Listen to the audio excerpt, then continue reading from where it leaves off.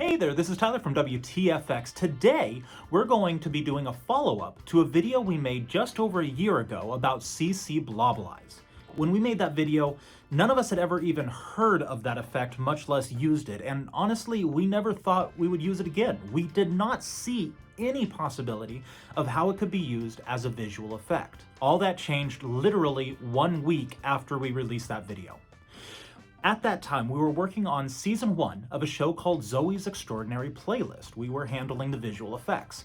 In the second episode of the series, Zoe wakes up from working at her desk all night, and she's told that she has some drool on her mouth. When they filmed it, they did put makeup on the side of her mouth to make it look like she was drooling. Unfortunately, the camera wasn't able to pick it up, so that's where it needed to be enhanced in post-production. Hence, how it came to us. We were looking at different ways to try to figure out how to create drool and in a way that was quick and easy.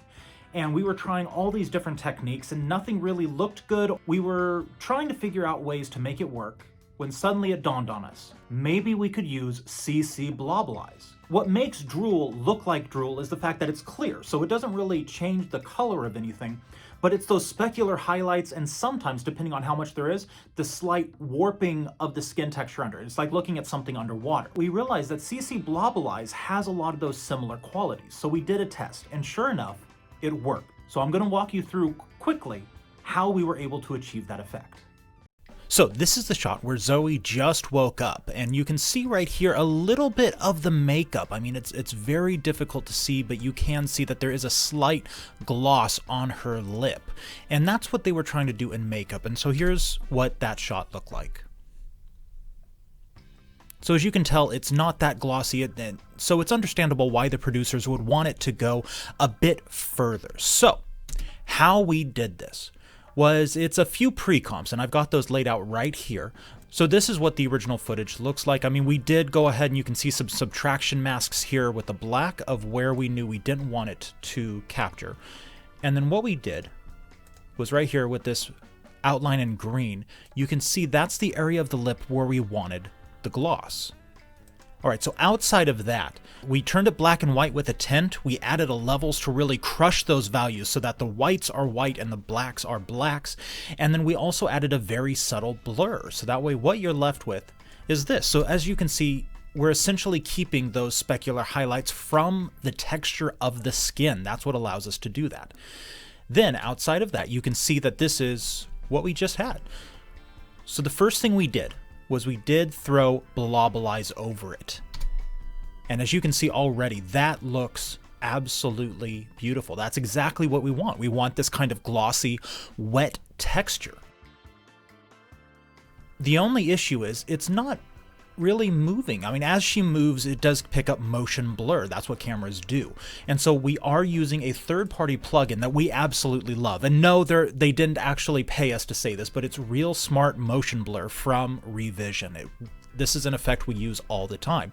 So what we did was we went ahead and applied this, and you can see right there, it adds beautiful motion blur to it, just to make it a little more natural looking. But the next thing we needed to do is, as you can see, it's got this kind of halo effect around it from the edge of the masks.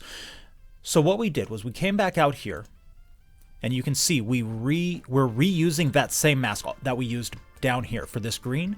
We literally copied and pasted it right here so that way it doesn't pick up those edges. As you can see, as she moves, it keeps that glossy look that really adds to it. So for a before, after. Now the last thing we did was we added a little bit more of a highlights just to keep that skin texture, those specular highlights. So we added those back over the top just so you can see, just to help brighten those up a little bit more.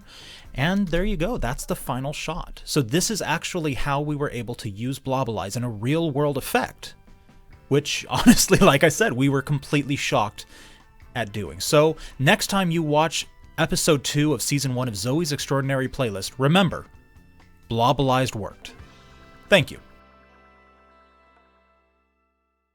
I am so sorry for what you just watched. See that big red subscribe button? Definitely don't click that, and don't hit the bell icon either, because doing either of those will let you know when we upload new content. And you see those 2 clips of the other videos that we made? You don't want to check those out either. Just steer clear of them. I mean, you just watched one of our videos. That's why. In fact, what you may even want to do is just shut down your computer. If you live near a canal or a river, maybe even take the computer and just throw it in one of them.